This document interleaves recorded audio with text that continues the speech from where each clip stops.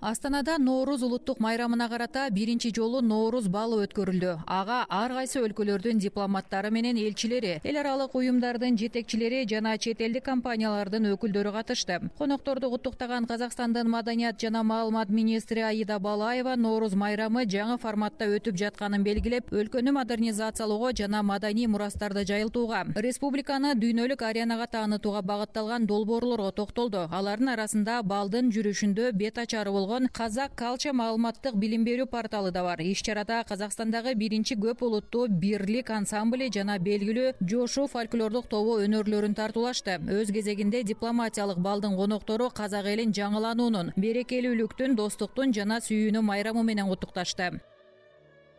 Поздравляем всем в Казахстане с праздником. Биз бардык казакстандыктарды Нооруз майрамы менен куттуктайбыз. Мен каада салт, маданият менен таанышып, улуттук кийимдерди көргөнүмө абдан кубандым. Сонун майрам экен.